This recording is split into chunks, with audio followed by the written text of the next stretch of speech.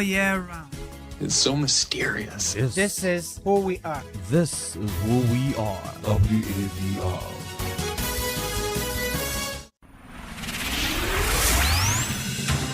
News, talk, music, get it all 24 hours on West Africa Democracy Radio 94.9 FM Dakar.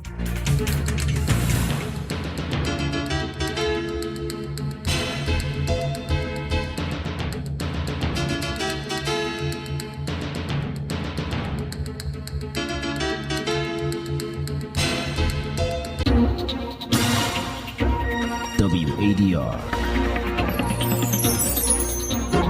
promoting dialogue.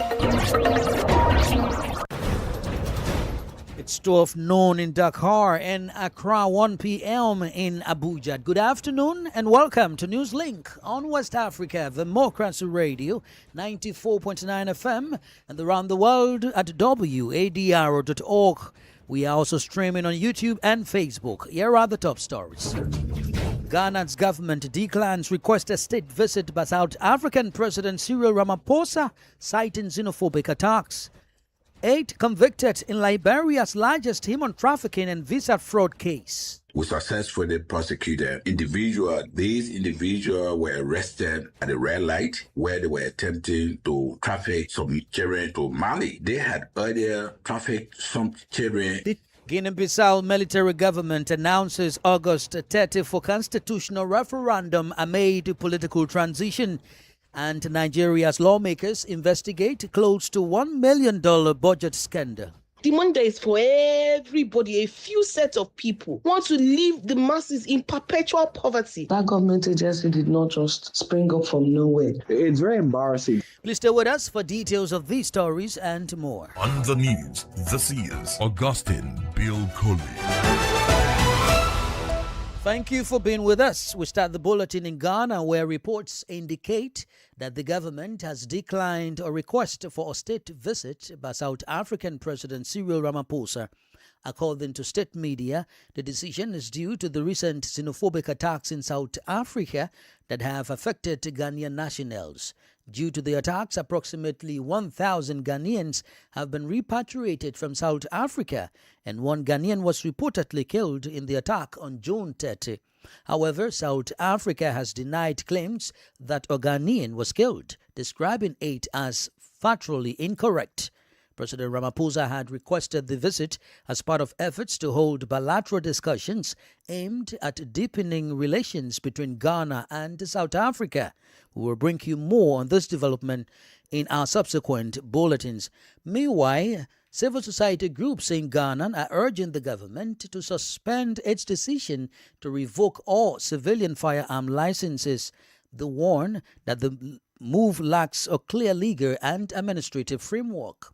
While supporting stronger gun control measures, the groups say that the directive unfairly affects law-abiding license holders and could create confusion across the country. Nadia Detete has the details. A coalition of Ghanaian civil society organizations working on security and peace building is calling on the Ministry of Interior to suspend its nationwide revocation of civilian firearm licenses. The government last month announced the immediate cancellation of all existing civilian firearm licenses as part of a wider overhaul of the country's firearm regime. Under the new measures, license holders are expected to undergo fresh background checks, mental health assessment, drug screening, and firearms training before they can be relicensed. But the coalition says the directive was introduced without adequate planning, legal clarity, or consultation. Addressing a news conference in Accra, the groups said they support stronger firearm regulation, but believe the current approach unfairly penalizes citizens who legally acquired their licenses through existing state processes. Adib Sani is executive director of Jakite Center for Human Security and Peace Building, one of the CSOs making the call. The state has the power to revoke. However, you don't revoke the driver's licenses of all Ghanaians because of the actions of a single reckless driver. So I think it amounts to collective punishment. They could have been targeted and dealt with. But for you to base that to revoke the licenses of everybody, I think is a bit excessive. And the problem in Ghana is, you see, the issue with gun violence is the illegal weapons, because about 90% of violence is perpetrated using illegal weapons. The coalition is also urging government to fast-track a new firearms bill to replace what it describes as an outdated legal framework governing civilian gun ownership. It is further demanding clear implementation guidelines, including timelines, costs, regional processing centers, and an appeals process for affected license holders. For WDR, Nadidi Teti, Accra. A criminal court in Liberia has convicted 8 people in what authorities describe as the country's largest human trafficking and visa fraud case. The 8 were found guilty on charges including trafficking in persons, theft of property, and criminal facilitation. Court records showed the group defrauded 57 victims of more than $100,000 by falsely promising them jobs and travel opportunities to Canada. WDR's Monrovia correspondent Ibrahim Parker reports. According to investigators, the victims were taken to a compound in Moserado County and introduced to an online scam operation rather than being processed for overseas travel. During the process, perpetrators deceived the victims and collected their money under false pretenses. Prosecutors said the offenses ranged from human trafficking to theft and the misuse of entrusted funds. During the trial, prosecutors provided witness testimony and documentary evidence, but the defense denied the allegations and challenged the evidence in court. After Monday's ruling, Liberia's Labor Minister Cooper Clark described human trafficking as a serious crime that needs government attention. This is very inhumane that one can perpetrate against another human being. So the law frowns upon it. The Minister of Labor chairs the Human Trafficking Task Force. We definitely have made a lot of successes. In March 2026, we successfully prosecuted These individuals were arrested at a red light where they were attempting to traffic some children to Mali. They had earlier trafficked some children. The trial attracted widespread national and international attention as victims testified that they were held against their will, physically abused, intimidated, and forced to solicit money from their relatives. The court is expected to announce the sentencing this Friday for 8 convicted individuals under Liberia's criminal laws. For Newslink on WADR, Abraham Parker, Monrovia. Meanwhile, Liberian President Joseph Boakai is in Istanbul, Turkey, on a working visit aimed at strengthening bilateral relations and expanding economic cooperation.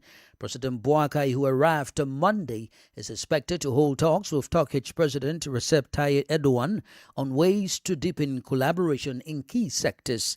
These include trade and investment, infrastructure, healthcare, education, agriculture, energy, and technical cooperation. According to the Liberian presidency, the one-week visit is expected to build on Turkey's ongoing support for development initiatives in Liberia, including efforts to modernize infrastructure at the country's international airport. More stories coming up on West Africa Democracy Radio. Newslink continues.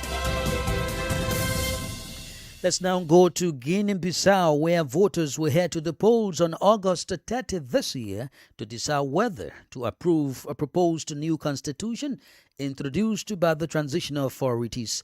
The referendum comes nearly 9 months after General Horta Ntam seized to power in the military coup that ousted President Umaru Sissoco Embalo on November 26, 2025. Under a presidential decree issued by the military government, citizens will vote yes or no on a single question to determine whether the proposed constitution should become Guinea-Bissau's new supreme law. Atiawen Mbila gives the details. According to Guinea-Bissau's transitional authorities, the vote will be conducted through a universal, direct and secret ballot. The proposed constitution, already approved by the National Transition Council, would replace Guinea-Bissau's parliamentary system with a presidential system, significantly expanding the powers of the head of state.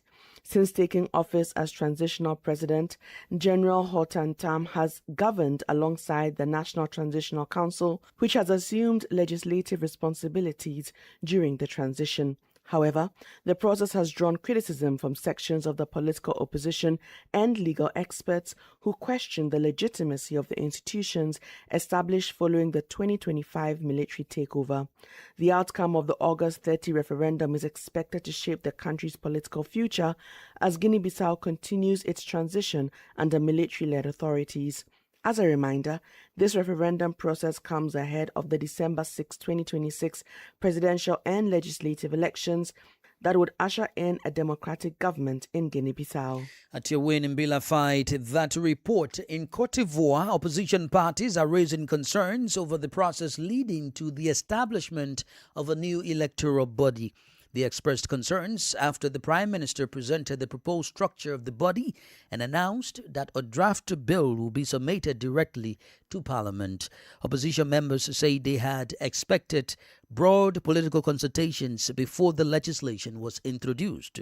Usma Uma gives the details. The Ivorian Coalition for the Election of Cote d'Ivoire, known as CAP Cote d'Ivoire, which brings together several leading opposition figures, denounced the government's unilateral approach and its refusal to engage in dialogue with all political actors and civil society. Led by former Prime Minister Pascal Affi N'Guessan, president of the Ivorian Popular Front, FPI, CAP Cote d'Ivoire states that a dialogue on the new electoral body is necessary to establish a consensual institution. It maintains that the government is choosing isolation at a time when the country has a historic opportunity to build a lasting political consensus. Pascal Affi N'Guessan, on behalf of the coalition, says the meeting between the opposition, civil society and the Prime Minister to outline the structure of the future electoral body should have been the starting point for an inclusive dialogue on the institution's missions, composition, and guarantees of independence. The opposition group laments that presenting a proposal is not the same as building a consensus, and listening without engaging in discussion reduces the consultation to a mere formality. CAP Cote d'Ivoire concludes that the overhaul of the electoral body is not simply an administrative reform, as it will determine the integrity of future elections and the stability of the country. A report from Marcel Ariston-Blay in Abidjan and voiced by Usma Umami. Why Cote d'Ivoire is on track to be removed from the Financial Action Task Force, or FATF, grey list after making significant progress in strengthening its anti-money laundering and counter-terrorist financing measures. The development follows a successful on-site assessment and approval by the FATF plenary. According to the Intergovernmental Action Group Against Money Laundering in West Africa, known as GIABA, Cote d'Ivoire has addressed most of the strategic deficiencies that led to its grey listing and could formally be removed from the list as early as October this year. Francis Boniface completes the story. According to the Intergovernmental Action Group Against Money Laundering in West Africa, GIABA, the grey list identifies countries that have committed to resolving weaknesses in their systems for combating money laundering, terrorist financing, and the financing of weapons proliferation. Emile Mehdi, Research and Documentation Officer at GIABA, warns that while listed countries are not subject to sanctions, they face increased monitoring, which can discourage foreign investment, increase the cost of international financial transactions, and make it harder to access global credit markets. He made the statement on Monday during the presentation of GIABA's 2025 annual report. 2 weeks ago, we're in Paris, where the performance of Cote d'Ivoire in addressing the action plan was discussed, and the FATF was pleased that Cote d'Ivoire is ready to exit. And so they have approved an on-site visit to Cote d'Ivoire to verify the achievement of Cote d'Ivoire. And by October, all things being equal, Cote d'Ivoire will exit. In June this year, Ivorian authorities affirmed that the country has undertaken sweeping reforms to improve financial transparency, strengthen supervision of financial institutions, and enhance cooperation among agencies responsible for tackling financial crime. Explaining further, GIABA Risk Monitoring Officer Lansana Daboak noted that Cote d'Ivoire now complies with 39 of the FATF's 40 technical recommendations, reflecting the country's determination to meet international standards. So where we are trying to support and push member states is the effectiveness issue. You have a system, you have the institutions, you have the resources, but then what is the result? So we are looking at result, at outcomes. So we are pushing them to get better results. If approved for removal from the grey list, Côte d'Ivoire is expected to improve investor confidence, facilitate international banking transactions, and strengthen its reputation as one of Africa's leading investment destinations. Francis Boniface with that report. You are listening to Newslink on West Africa Democracy Radio, 94.9 FM, and around the world at wadr.org. Here is a reminder of our top stories. Ghana's government declines request a state visit by South African President Cyril Ramaphosa, citing xenophobic attacks. 8 convicted in Liberia's largest human trafficking and visa fraud case. Guinea-Bissau military government announces August 30 for a constitutional referendum amid political transition. Still ahead in the news, Nigeria's lawmakers investigate close to $1 million budget scandal. We also have press review, guest interview, and the sports news. So please stay with us. Bringing you the facts beyond the headlines from Monrovia, Liberia. This is Abraham Parker. Stay tuned to WADR 94.9 FM Dakar. Thank you for staying with us. Let's now take you to Nigeria, where the Senate is expected to discuss the growing controversy surrounding the alleged allocation of 1.3 billion naira to a fake government agency during its plenary session today. The agency, known as the Presidential Foreign Intervention Promotion Council, operates from an office space within the Federal Secretariat. The allegations have triggered public outrage, with many Nigerians raising concerns about the integrity of the country's budget process and the effectiveness of government oversight.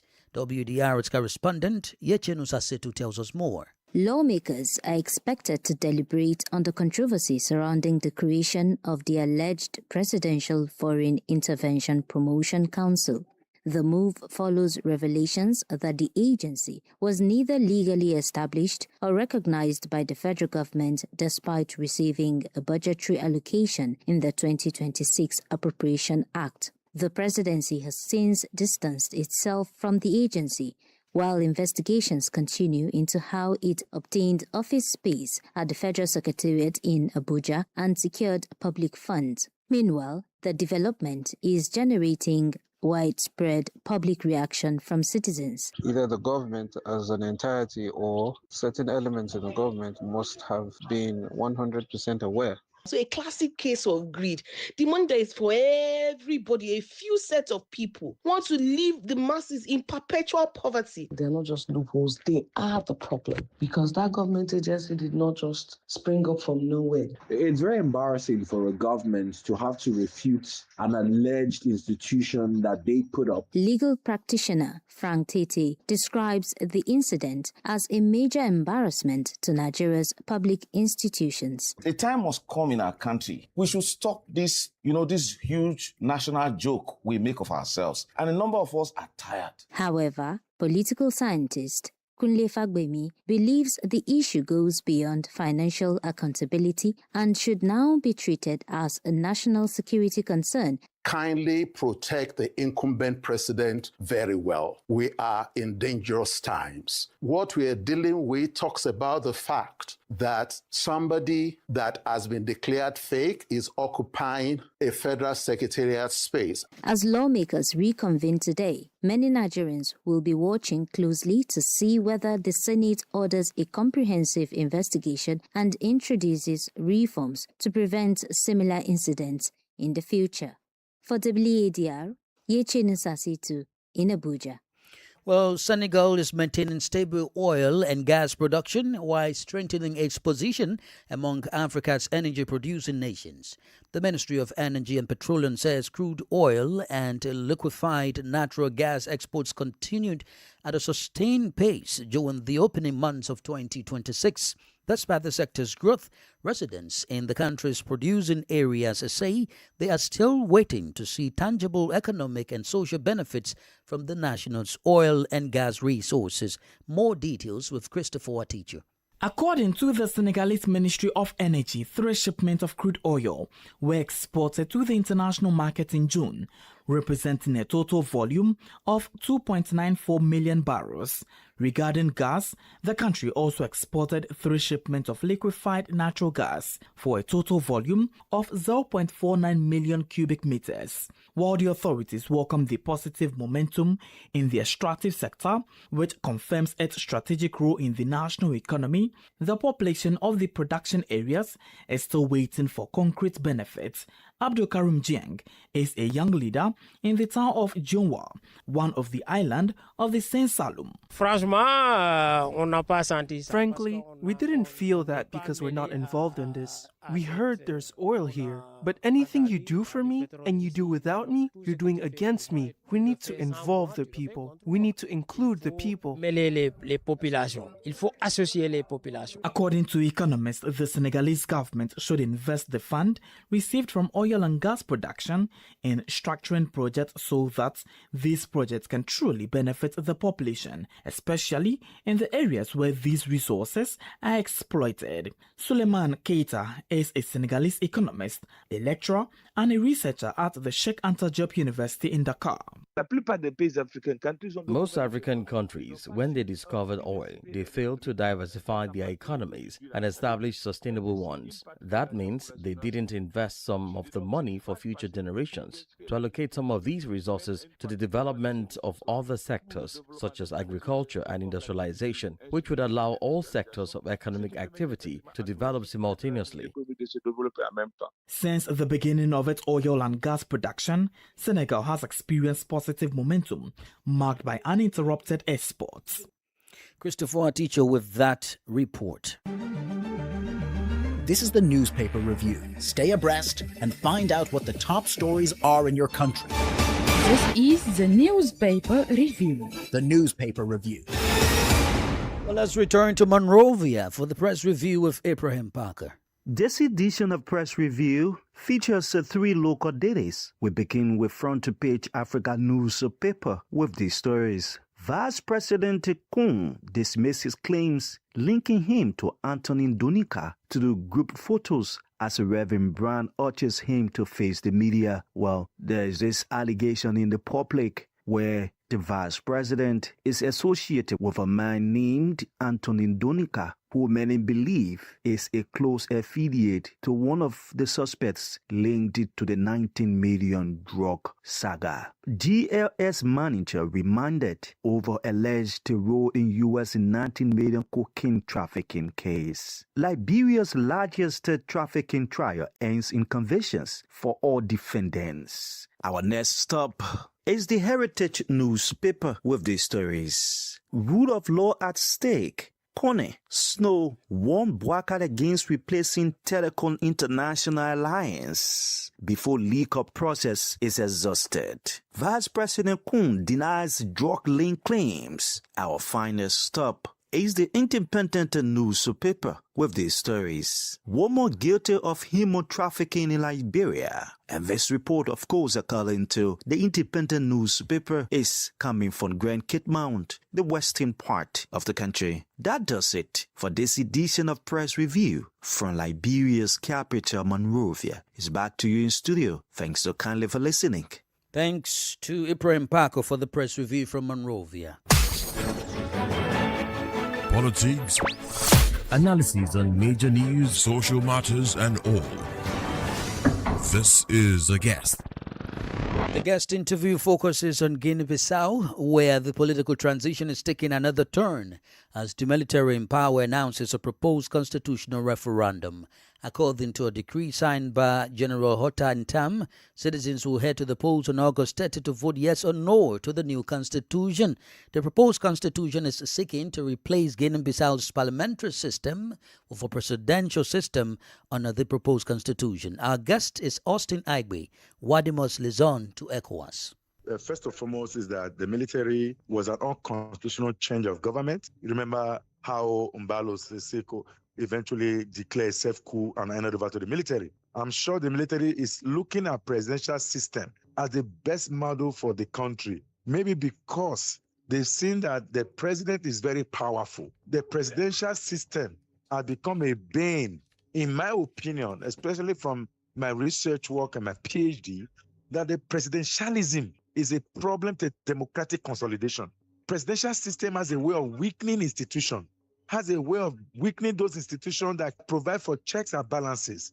They have a way of usurping on the powers of parliament, because when the president wins, the party in power, usually the leader of the parliament. So what they do is to always just pass every bill and consensus that happen. So the parliament is not very strong, as it were, in presidential system. But what I think that these military heads want to do, they are heading towards the election. They are hoping that as ECOWAS deadline draw closer, once they have an election, they could again feature themselves in power, even though there are certain agreements that they should not participate. Especially that it is going into a referendum where citizens will have to vote yes or no. Don't you think it's a form of allowing citizens to decide on this proposed constitution that was adopted by the Transitional Assembly? So it is the mechanism for using citizens to justify what you want to do. Have you not heard in West Africa that you see leaders who have been in power for more than 2 terms, 3 terms? Take example from Cote d'Ivoire. That the people want me. It's the people that want me. It's not that I want to be in power. It's the people. So you see a way of asking the people to justify you in power. So this is another round of it. Each time military regime proposes referendum, they know what they want to achieve. It happened in Guinea, where the referendum came and eventually the pro-democrats claimed that the process were manipulated and all of that. They expect almost the same. Who will be the one to conduct the referendum?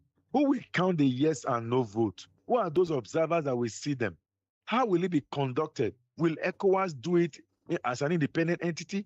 Can the country invite ECOWAS to conduct the referendum so that we know that there's transparency? These are the kind of questions that we always ask when military heads of state decide to go back to the citizen, as if the citizen wanted them ab initio. Was the election not suppressed? If you want to ask any question, it should ask the citizen, should we declare the election of 2025? That should be the question. So that they return the man who won in that election, return the party who won that election, and not to try to create another round of vote that you and I know that it is the military dictative that will eventually find its way. At the end of the day, the answer will be the yes, have it. What do you think needs to be done to ensure an inclusive and transparent constitutional referendum process in Guinea-Bissau that meets democratic practice? 2 quick things. Number 1, get an independent body, which of course has issue with sovereignty. No country will want to get an independent body. I am asking, if they are sincere, they can step down on the sovereignty question and get ECOWAS to come in. After ECOWAS is a bilateral institution that which of course Guinea-Bissau is part of ECOWAS, even though they are right now suspended because of the military administration. Let ECOWAS deploy its long-term, short-term observers to go in, and then they conduct it across the polling units. After all, polling stations, after all, is not a very big country like Ghana or Nigeria. A second part of it is that the military head of state must allow the citizen to decide. December the 6th, to elect a president, a leader of the country, elect the parliament, and then let that democratically elected government pursue any change to constitution as it is. Austin Aigbe is Wadima's liaison to the ECOWAS Commission. Well, there are interesting news coming out of the sporting world. The substitute Michael Merino scored a late winner to put Spain in the quarterfinals with a 1-0 victory over Portugal and end Cristiano Ronaldo's World Cup career earlier today in front of an expectant crowd of 70,000 at the air-conditioned home of the Dallas Cowboys, a match that on paper promised so much failed to really deliver. It meant a sour final World Cup for the 41-year-old Ronaldo. At the same time, the European champion will face Belgium, which defeated the United States 4-1 early this Tuesday. United States World Cup dream came to an end after a crashing halt in the last 16 on Monday. Elsewhere, Carlos Queiroz has resigned as Ghana head coach after the Black Stars World Cup campaign ended with a 1-0 defeat to Colombia in the last 16. The 73-year-old Portuguese coach announced his resignation in an Instagram post on Sunday, saying the team had restored respect and credibility to Ghanaian football despite falling short of its ambition.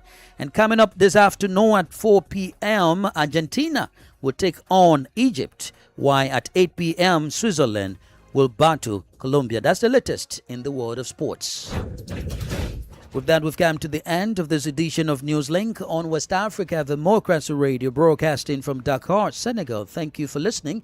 Many thanks to Mustafa Seka Maudoju for the technical support. I am Augustine Curley. Good afternoon. We thank you for listening to Newslink in Nigeria on Love FM Abuja and Darling FM Owerri. In the Gambia on Hot FM Banjul, Hilltop FM and Veritas Radio in Serekunda. Thank you for listening on Alternative Youth Radio Lofa County, Liberia, Radio Kegaman in Nimba County and DCN Radio Riverses County. A big thank you to Radio Graft FM in Sierra Leone for listening, and in Ghana we thank Radio Pad in Damango and Royals FM in Wenchi. Thank you all for listening to